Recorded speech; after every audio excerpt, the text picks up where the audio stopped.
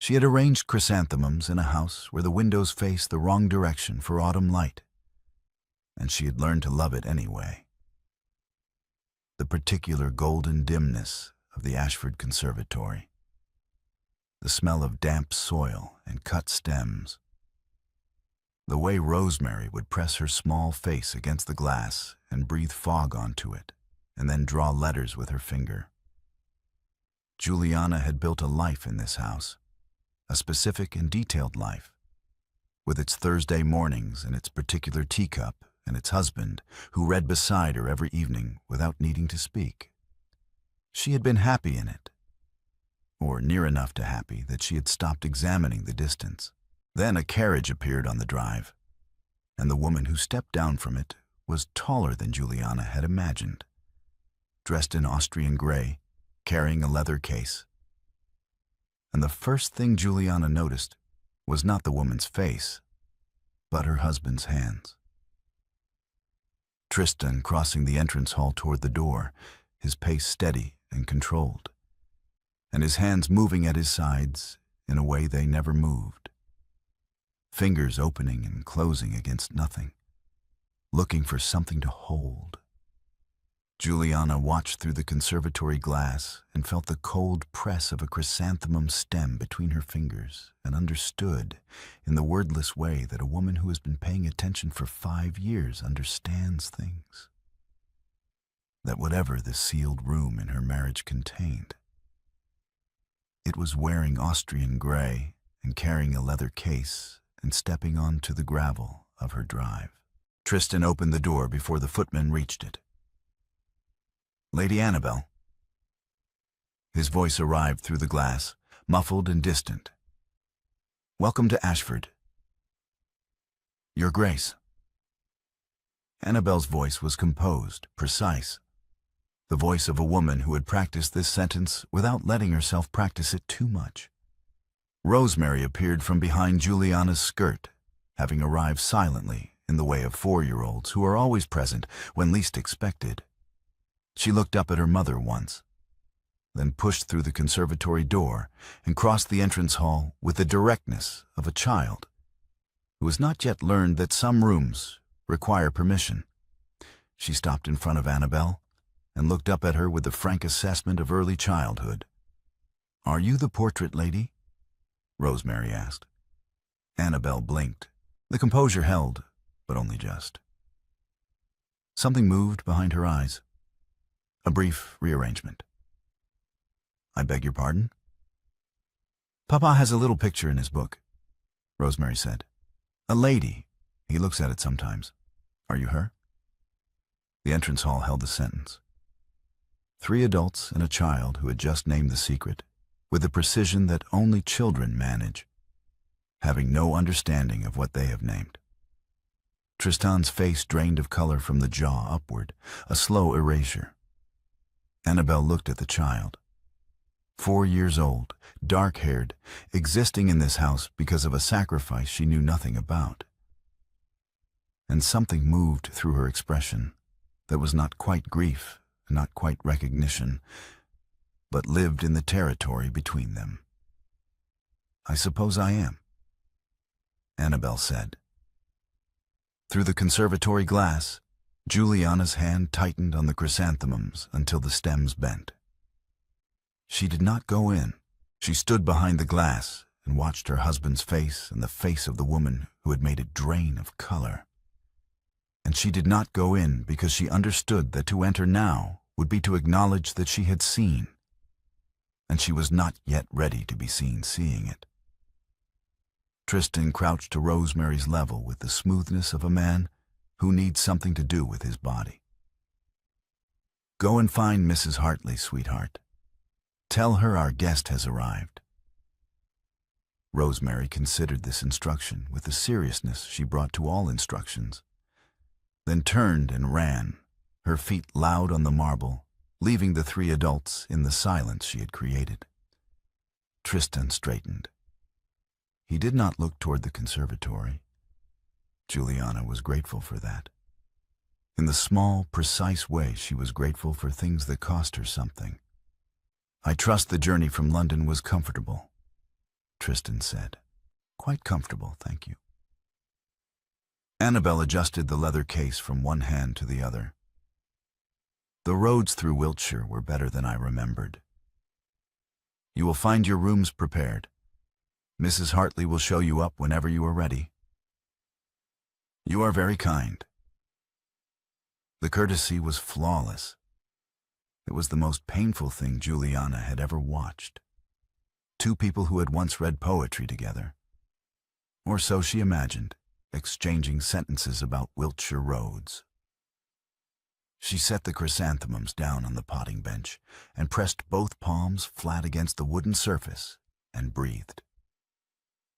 That evening, the household gathered in the drawing room for pre-dinner drinks. Tristan and Juliana, Annabel, Louisa bright and flushed with the happiness of an engaged woman who believes the world is arranging itself in her honor, and two of Tristan's cousins who had arrived that afternoon and understood nothing of what moved beneath the surface of the room. Annabel stood near the fire with a glass she did not drink from and spoke to Louisa about Vienna, the winter markets, the particular quality of light on the Ringstrasse in November, the paper she used for botanical illustration. She was charming. She was precise. She was entirely unreachable. Tristan found himself beside her for 90 seconds, while Juliana crossed the room to speak to his cousin Margaret. It was not arranged. It was the geometry of a drawing room. Two people occupying the same corner of it. You look well, Tristan said. I am well. Annabel turned her glass. The work has been absorbing. The second volume required 3 additional plates. I read the first volume. The illustrations were extraordinary. Thank you. She did not look at him when she said it. She looked at the fire. Juliana is lovely. He said simply, yes. And the child is yours. Yes. Rosemary.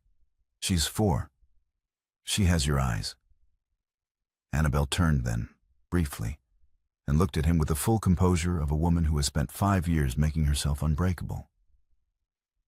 She asked me if I was the portrait lady. Tristan said nothing.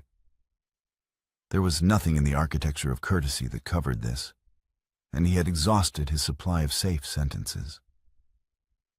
I told her I supposed I was, Annabel said, and moved away toward Louisa before he could respond. Juliana, across the room, had watched the 90 seconds from behind Margaret's pleasant conversation about the autumn's hunting. She watched her husband's stillness, the way he did not move when Annabel spoke to him, the way every deflection he possessed went quiet, and what remained was a man standing beside a fire with nowhere to put himself. She knew his stillness. She had lived beside it for 5 years. She knew what it cost him. She excused herself from Margaret and crossed the room and took his arm, and he covered her hand with his without looking down. And they stood together until Louisa called them in to dinner. The following morning arrived with a gray light through the breakfast room windows and the smell of coal and fresh bread. Tristan entered at 8:30, as he had every morning for 5 years, and went to the sideboard and poured Juliana's tea. 2 sugars, a splash of milk. The cup warmed first and then filled. He brought it to her and held it out, his thumb resting against the porcelain as it always rested, steadying the cup for the transfer. Juliana's fingers closed around the cup. They paused on his thumb for 2 seconds. Not accidental, not habitual, but deliberate, her fingers resting there with a weight that said she was paying attention to the gesture itself, to the fact that it had happened 1,000 mornings and was still happening this morning, and that she did not know yet what to do with that. He looked at her then. She took the cup. Lady Ashwick arrived before noon in a carriage that announced itself with the particular authority of a woman who does not require invitation to visit her daughter's household. She was 60, still handsome in the way of women who have never permitted themselves to be otherwise. And she noticed things the way a general notices terrain, not with curiosity, but with assessment. She pulled Juliana aside before she had even removed her gloves, into the small sitting room off the entrance hall, and closed the door. "That woman is in your house," Lady Ashwick said. "That woman is Louisa's sister," Juliana replied. "She was always going to come for the engagement celebrations." "I am aware of who she is." Lady Ashwick drew off her second glove, with the deliberateness of someone choosing their words. "I am also aware of how your husband looked at her when she arrived. I notice these things, Juliana. I have always noticed these things." "What would you like me to do, Mother? Send her back to Vienna?" "I would like you to allow me to manage the situation. I am very good at managing situations. If her presence disturbs your household, if it disturbs your marriage, I will remove her. I will find a reason. A dress fitting in London, a letter requiring her presence, any number of things." Lady Ashwick looked at her daughter with a directness she had never troubled to soften. "I have done harder things for this family." Juliana looked at her mother and thought about the sealed room in her marriage and the woman in Austrian grey, and her husband's hands moving at his sides on the drive. "She is Louisa's sister," Juliana said again, "and I am not afraid of her. She said it because she believed it. She said it because the alternative was to admit that she had stood behind conservatory glass that morning watching her husband's face drain of color, and that the chrysanthemum stems had bent in her grip, and that what she felt was something she did not yet have words for, but that lived in the chest, just below the sternum, persistent and specific. Lady Ashwick replaced her gloves. "I am here if you need me," she said, in the tone she had always used for sentences that meant something else entirely. The Marquis of Dunmore arrived the following afternoon and found Tristan in the library before anyone else had the opportunity to arrange the meeting into something managed. He was 62, gray at the temples, and carried himself with the particular posture of a man who has been living with something heavy for a long time and has learned to compensate. He closed the library door and stood with his back against it and looked at Tristan across the room. "She has done well for herself," the Marquis said. "Annabel, better than I deserved." Tristan did not look up from the book in his hands. "Do not ask me to agree with you." The Marquis was quiet for a moment.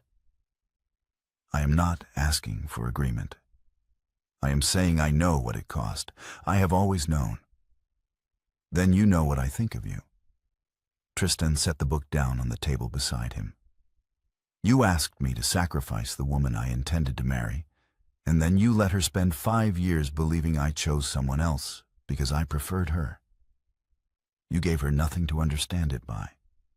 She had to build herself on a foundation that was not true. I could not tell her. If she had known the debts were the cause, she would have blamed herself," Tristan said. "Yes, I know. I told myself the same thing for 5 years. It does not make the silence better. It makes it worse, because it was the kind thing to do, and it was still wrong." The Marquis had no answer for this. He stood against the door with the weight of it and did not try to distribute it. "She seems well," Tristan said after a moment. "Genuinely well. The work in Vienna—" "She is brilliant," the Marquis said, with the particular grief of a father who knows he had nothing to do with it. "She was always brilliant. She would have been brilliant regardless of what I did or did not do." "Yes," Tristan agreed. "She would have been." He picked up the book again, not to read it, but to have something in his hands. "I would like you to stay away from me for the remainder of the visit. I will be civil at dinner, but I cannot have this conversation more than once." The Marquis left without speaking again. The door closed behind him with the soft click of a man who understood he had not been forgiven. Lady Ashwick had been watching from the upstairs gallery, not eavesdropping, she would have said, simply passing. And she had seen enough of the Marquis's posture and Tristan's stillness through the library window to understand that the architecture of the original arrangement was more complicated than she had been told. She had engineered a marriage for political advantage and had not asked too many questions about the other pieces. She was asking them now.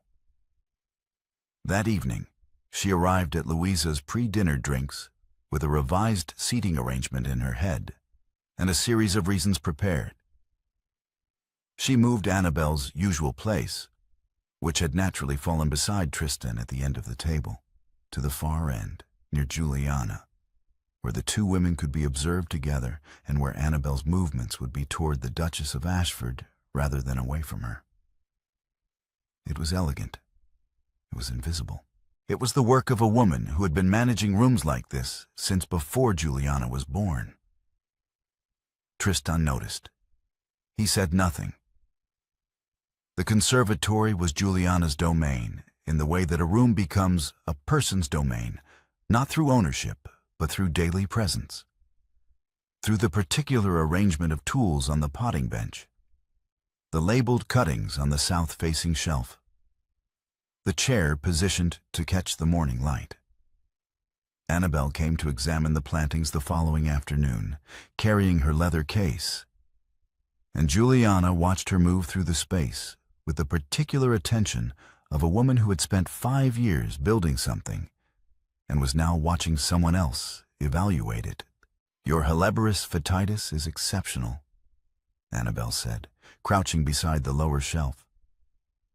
"The leaf structure on the mature specimen, you have been growing this for several seasons." "3 seasons," Juliana said. "It came from a cutting given to me by the vicar's wife. She brought it from Cornwall.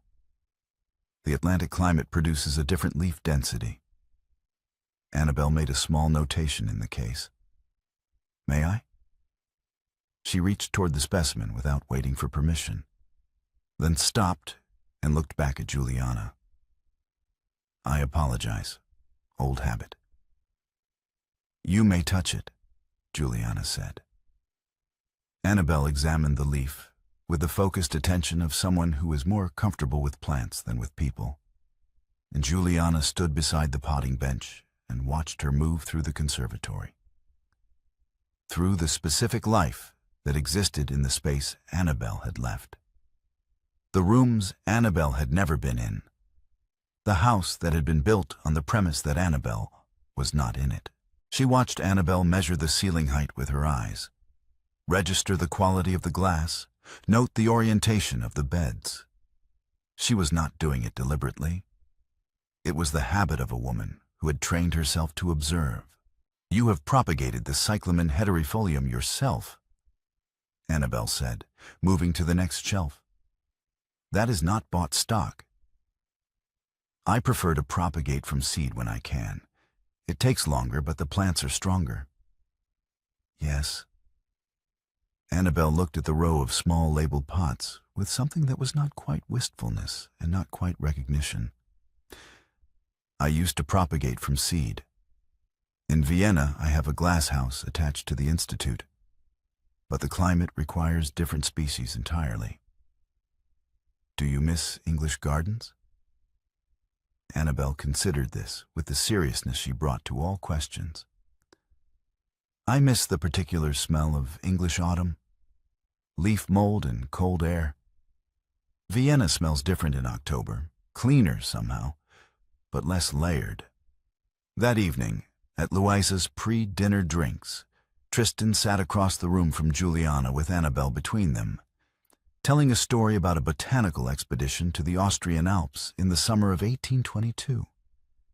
A story that involved a mule, a misread map, and the discovery of a previously unclassified gentian species. And she told it with the dry precision of a woman who knows the story is funny and is allowing herself to know it. Tristan laughed, a real laugh, unguarded, the laugh he produced when something genuinely surprised him. Under the table, without looking at her, Tristan shifted his foot until the full length of his shoe pressed against Juliana's. Not a nudge, a placement, deliberate, steady, the full weight of it against hers. The way a man sets his hand on a table to feel that the table is still there. Juliana pressed back. She did not look at him either. She kept her eyes on Annabel and the story about the mule and the gentian, and she pressed her foot against his and felt him breathe. Later, returning to the conservatory to check the temperature on the propagation shelf, Juliana found Annabel there before her. Standing in front of the small tray of cuttings Juliana had been propagating for 2 seasons. A Camellia japonica, slow-growing, requiring patience she had learned to extend. Annabel touched the leaf of the largest cutting with one careful finger. "What is this one called?" she asked.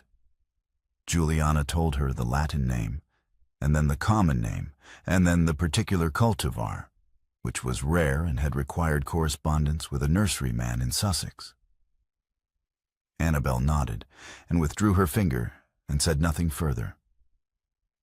Neither did Juliana. They stood in the conservatory with the smell of damp soil around them and the question hanging between them that was not about botany, that had not been about botany since the moment Annabel walked through the door. And neither of them said it, and neither of them needed to. Rosemary knocked Tristan's book from the table on a Tuesday afternoon, reaching across him for the painted wooden horse she had left on the study windowsill, and miscalculating the distance the way 4-year-olds miscalculate distances, with absolute confidence and complete inaccuracy. The book fell spine first and landed open, and the miniature portrait slid from between pages 112 and 113 and settled face up on the study floor. Tristan was across the room. Rosemary had already retrieved the horse and was examining it with satisfaction, unaware of what had fallen. Juliana, who had been passing the study door and had heard the book fall and looked in to check, saw the portrait first. She crossed the room and picked it up. It was small, small enough to fit in a coat pocket, small enough to be carried without being seen. A miniature on ivory, a woman's face at 25, dark hair dressed simply, painted with the precision of a commissioned portrait. No frame, no signature.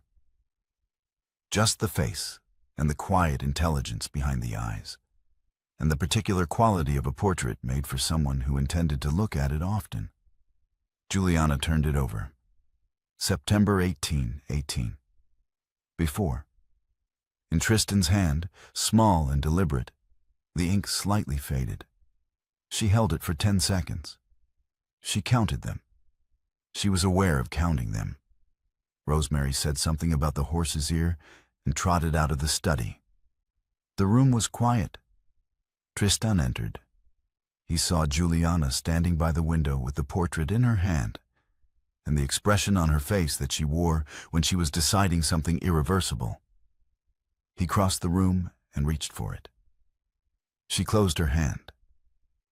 "Annabel," he said, not explaining, just naming. Juliana looked at him with the specific attention of a woman who has been paying attention for 5 years and has just located the thing she could not previously locate. "Did you choose me?" she said. "Or were you told to choose me?" His hand stopped moving. The deflection he had been preparing, the reach for the decanter, the adjustment of something on the desk, none of it arrived. His body went still in the way of a man who has run out of room. She watched him not answer and understood that the not answering was the answer. And she walked out of the study with the portrait closed in her hand. In the doorway she stopped. She turned. She crossed back to him. Not quickly, not slowly. but with the deliberateness of a woman who has made a decision she is not yet ready to name, and placed her palm flat against his chest, over his heart, pressing hard enough to feel the beat of it through his waistcoat. 3 seconds. She counted those too. She removed her hand and walked out. Lady Ashwick came to the east bedroom that night. Juliana had moved there without announcement, finding herself standing in the doorway of the room she shared with Tristan, and being unable to go in, and crossing the corridor to the east room instead, which was smaller and smelled of unused linens, and had a window that faced the kitchen garden. She had sat in the chair by the window with the portrait in her lap, and had not lit the lamp. Lady Ashwick knocked and entered without waiting, which was her habit, and surveyed the room with the rapid intelligence of a woman who reads situations faster than other people read sentences. She looked at the portrait in Juliana's lap. She looked at her daughter's face. She sat down on the edge of the bed without being invited. "You found something," Lady Ashwick said. He carried her portrait in his books for 5 years. Juliana set the miniature on the windowsill. Her face, September 1818, before, in his hand. Lady Ashwick was quiet for a moment. When she spoke, her voice had the quality it carried when she was being precise, rather than managing. "I will shorten the visit. I will tell Annabel her sister requires her presence in London for the dress fittings. It is plausible Louisa has been remiss about the arrangements. She can leave Thursday." "You will not," Juliana said. "Juliana, you will not arrange this. You will not move her seat at the dinner table and shorten the visit and manage the situation and decide what happens to this woman's time in this house without asking me or her." Juliana looked at her mother with the particular steadiness of a woman who has just located the shape of something she has been living inside without knowing it. That is what was done 5 years ago. Someone decided, someone arranged, someone managed the situation, and I was the situation. Lady Ashwick's expression did not change, but something shifted behind it. The small rearrangement of a woman who has just heard something accurate. "I will handle this myself," Juliana said. She did not sleep that night. The east bedroom was quiet in the way of rooms that are not used, a different quality of quiet than the room she shared with Tristan, which had the sounds of his breathing and the small movements he made in sleep. She lay in the narrow bed and listened to the house settle around her and thought about September 1818 and the word before, and what it meant that a man who had loved her with his hands for 5 years had carried another woman's face in his pages for the same 5 years, and whether those two things could both be true at once, and what it meant if they could. She heard him in the corridor at midnight. Not footsteps moving past, the particular sound of someone stopping, sitting, the soft sound of a back settling against a wall. She opened the door. He was on the floor outside her room, his back against the wall, his knees drawn up, his head back, not sleeping. Just there. Juliana sat beside him on the floor, shoulder against shoulder, the narrow corridor holding them both. She did not ask him why he was there. He did not explain. The house was entirely quiet around them. After 4 minutes, she was still counting things apparently, she reached for his hand and took it. He held it with both of his, the way he held things he was afraid of losing. She felt her grip loosen as her body began to give in to the lateness of the hour, and she was nearly asleep when she felt him stay. His shoulder against hers, his hands around hers, not moving. Juliana found Annabel in the morning room the following day, alone, reading a letter that she folded away when Juliana entered. The morning room had a particular light at that hour, thin and clear, the September sun at a low angle through the east windows, and it made everything look slightly more exposed than it should. Juliana sat across from her and did not arrange her approach. "He carried your portrait in his books for 5 years," she said. "Between pages 112 and 113 of his Italian verse collection, September 1818. Before, in his hand." Annabel looked at her with the composed attention of a woman who has heard unexpected things before and has learned not to react before she understands them. "I did not know," Annabel said. "Did you love him?" The silence lasted long enough that it became its own answer, but Annabel gave the spoken one as well. "Yes."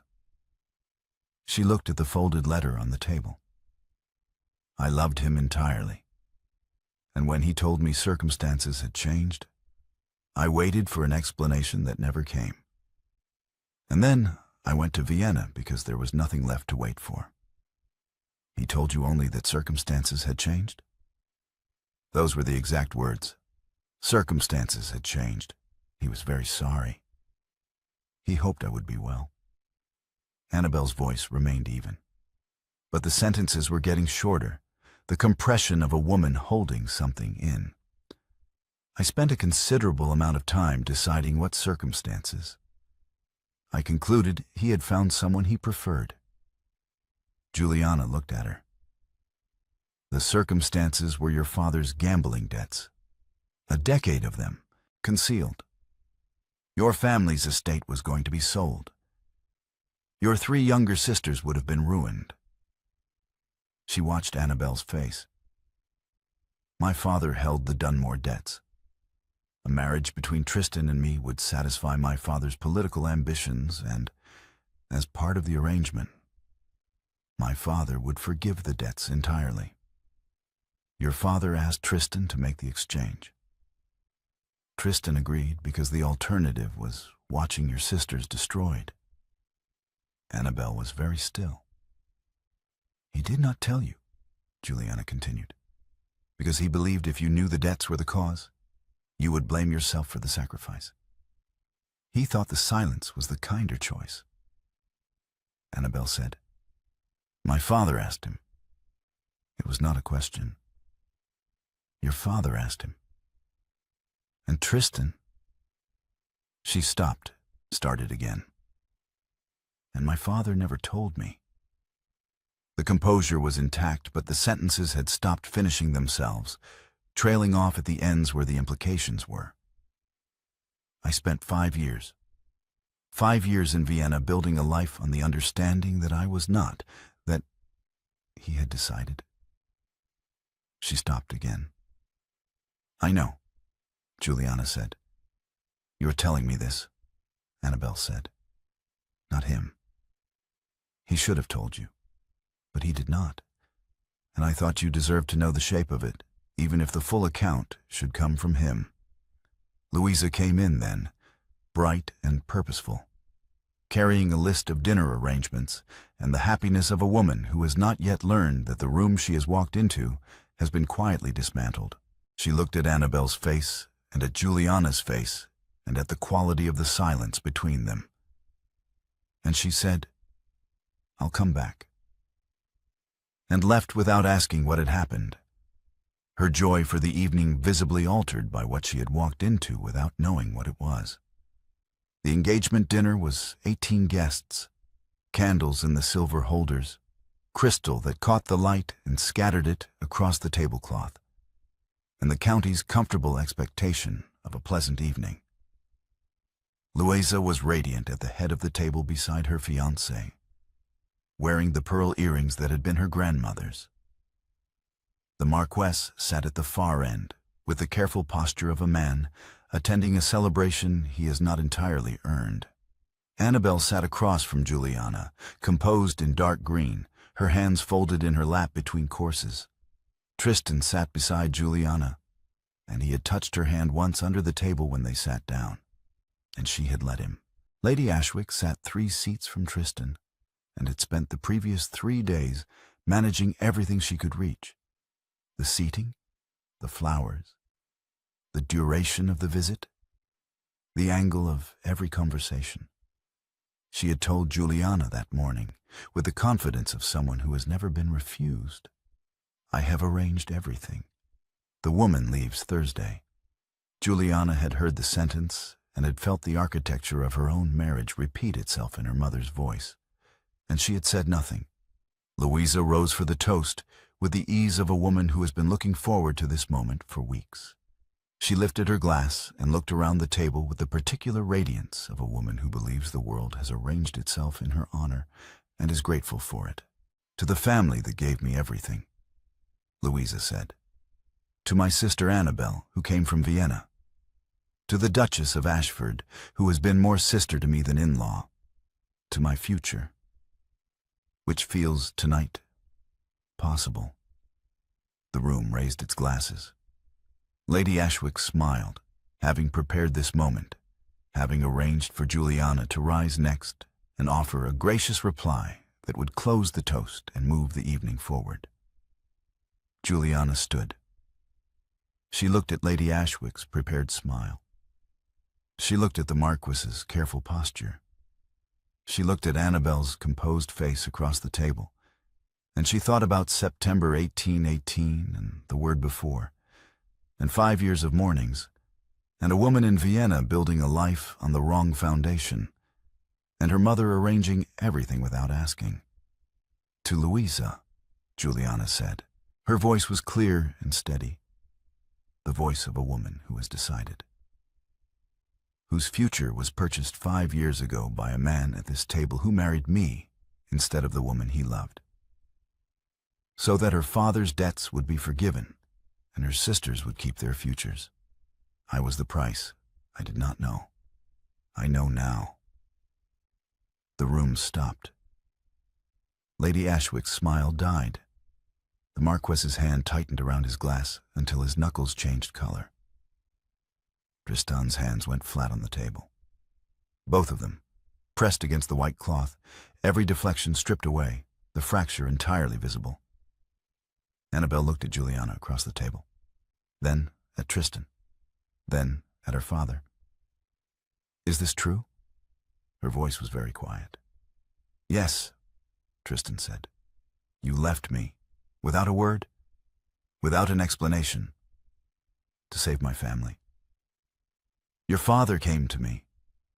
The alternative was watching your sisters lose everything. Annabel turned to the Marquis. Her voice was still quiet, but the composure had cracked along a specific line.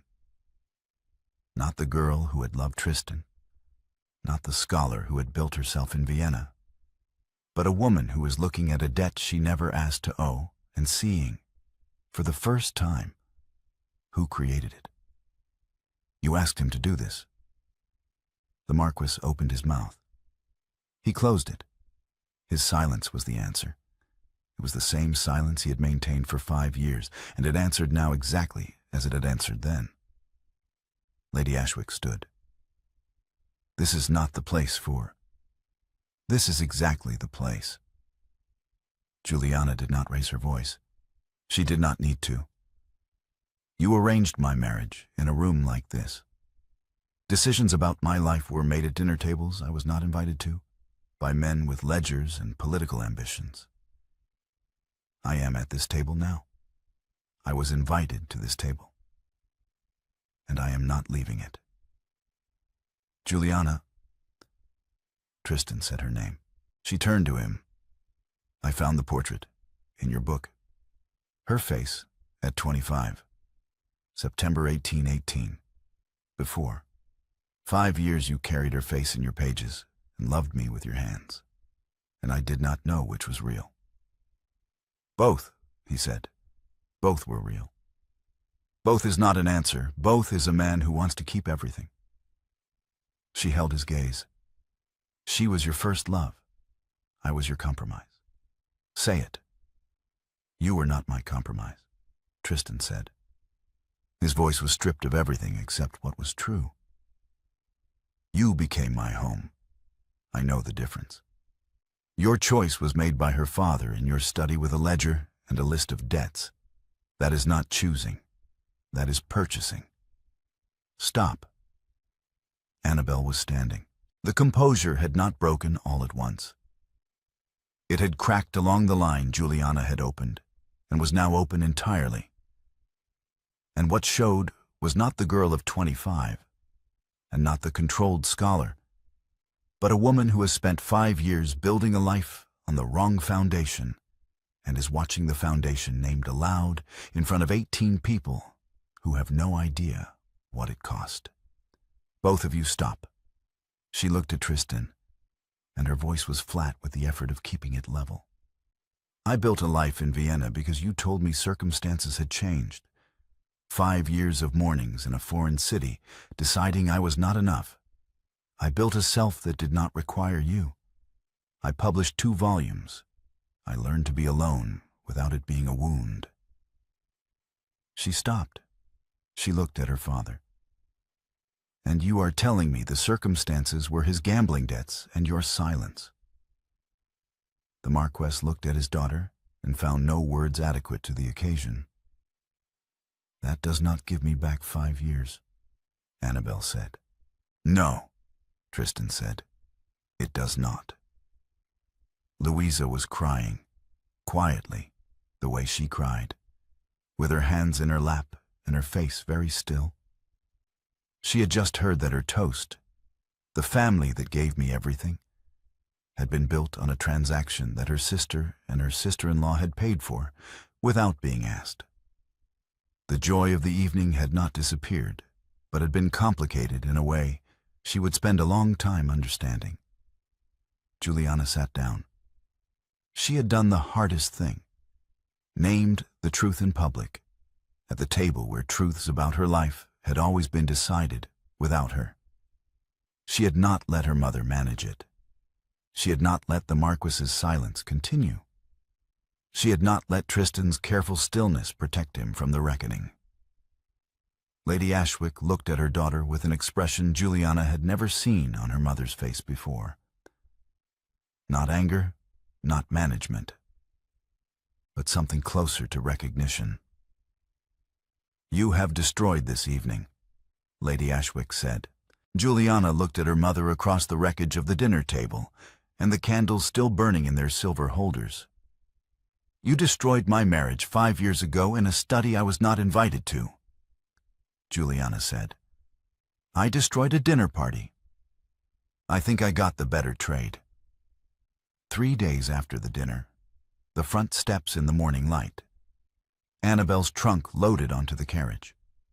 The county had gone home. Louisa's engagement stood. She had spoken with her father in a private hour that cost them both considerably. And she had emerged from it with a grief she was learning to carry alongside the happiness, which is what love often requires.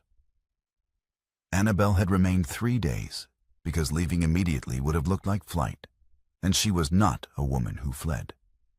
Tristan stood on the steps, 6 feet between them, the distance that had been the width of their entire story. I am going back to Vienna, Annabel said. The 2nd volume needs a revised introduction. Annabel, do not. She adjusted the strap of her leather case. If you apologize, you make the sacrifice smaller than it was. You did what you did to save my family. I would rather be angry at my father than feel pity for you. I don't know what to say to you. Nothing. She looked at him with the clear-eyed steadiness of a woman who has spent 3 days deciding how to stand in this moment. This is my last goodbye. Not to you, to the woman who loved you at 25. She does not exist anymore. I built someone else. The someone else is going back to Vienna, and she has work to do, and she's going to be all right. She extended her hand. He took it, formal, the brief grip of 2 people who once read poetry together by firelight, and are now standing in the morning cold, closing a chapter neither of them wrote. The portrait, she said. Give it to Juliana. She should have the evidence.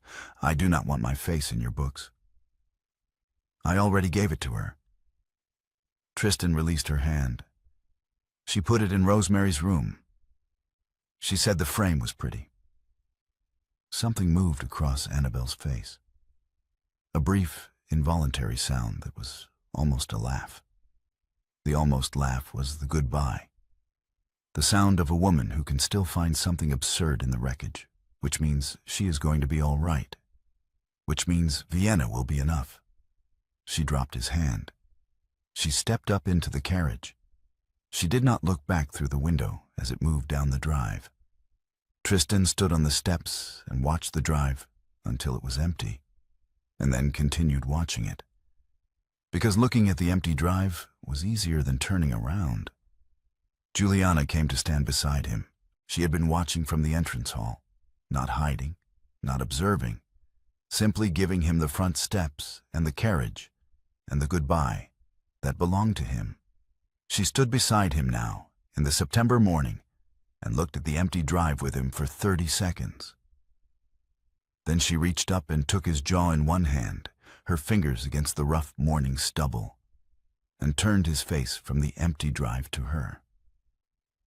He looked at her, the full wreck of him, the grief of it, the love of it, the particular face of a man who is holding two losses at once and knows only one of them is here. She kissed him.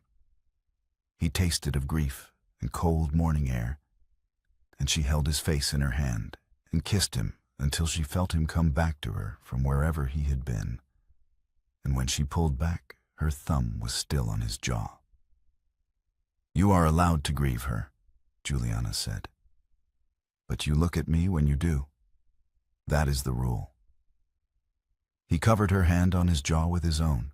"That is a Thursday truth," she added. "The first one." 3 weeks later, dawn, the nursery. Rosemary was asleep in the small bed with the painted headboard, her dark hair spread across the pillow, one hand curled beside her face. The miniature portrait sat on the windowsill where Juliana had placed it, not hidden in a drawer, not displayed on the mantelpiece, simply present on the sill where the winter light touched it in the mornings. The frame was genuinely pretty, gilded, small, the kind of frame a woman notices without knowing why. Juliana was in the chair beside the bed, watching her daughter sleep, which she had been doing since before the light came up. The frost on the nursery window was the first frost of the season. Delicate, precise, the kind that melts by 9 o'clock and leaves no evidence it was ever there. Tristan entered quietly. He saw Juliana in the chair, Rosemary's sleeping face, the portrait on the sill. He crossed the room and knelt beside the chair. Not the posture of a man performing contrition, but the posture of a man who needs to be lower than the woman he has to hear. "You are here early," he said. "I keep thinking about what I said at the dinner." Juliana looked at Rosemary's sleeping face.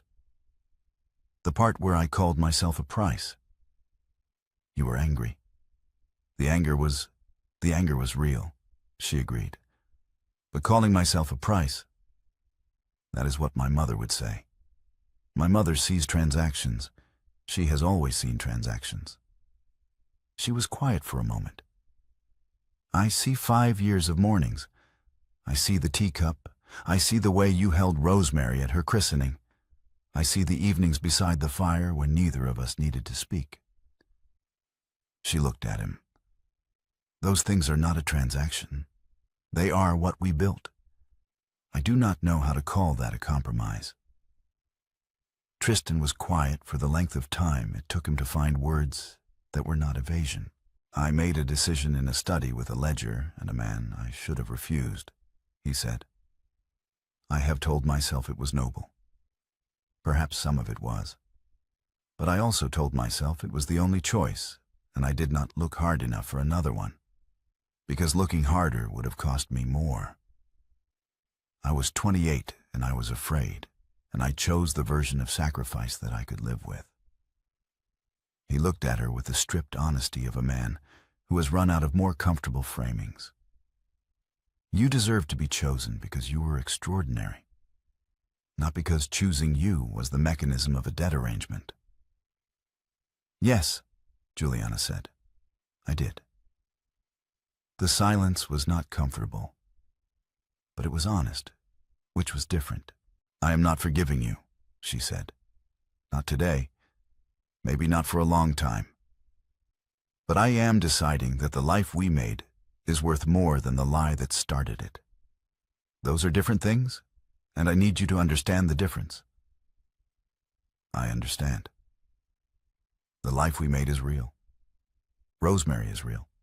The 5 years of mournings are real. I am not going to unmake them because the origin was wrong. But I am not going to pretend the origin was not wrong either. She looked at him steadily. Both things are true. I am learning to hold both. I know. He placed his hand over hers on the arm of the chair. I have been holding both for 5 years. It is possible. It is not comfortable, but it is possible. Rosemary stirred. Her hand reached out in sleep, moving toward Juliana with the blind certainty of a child who knows exactly where her mother is even in the dark. Juliana took the small hand, and Rosemary settled back into sleep without waking, her grip certain and complete. Tristan placed his hand over both of theirs. 3 hands on the arm of a nursery chair. In the early light of a morning that had not yet decided what kind of day it intended to be. The miniature portrait on the windowsill caught the first pale edge of the sun coming through the frost. Annabelle's face at 25, in the pretty frame, present but not displayed. Evidence of a before that had become part of the story without being the whole of it. Tomorrow is Thursday, Juliana said. He said quietly, yes. I would like you to tell me something true on Thursdays. One thing, about before. About her, about the study with my father and the ledger and what it cost you. I do not want the whole account at once. I want it in pieces I can hold, small enough that I can put them down when I need to, and pick them up when I am ready. Thursdays, he said. Thursdays. Outside, the winter light strengthened through the nursery window, burning the frost off the glass in small clear patches. Inside, 3 hands. A portrait on the sill.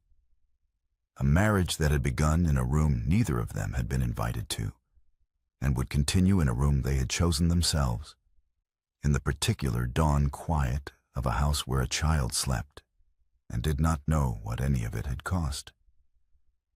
Only that the people who loved her were there, and that the morning was coming, and that she was held.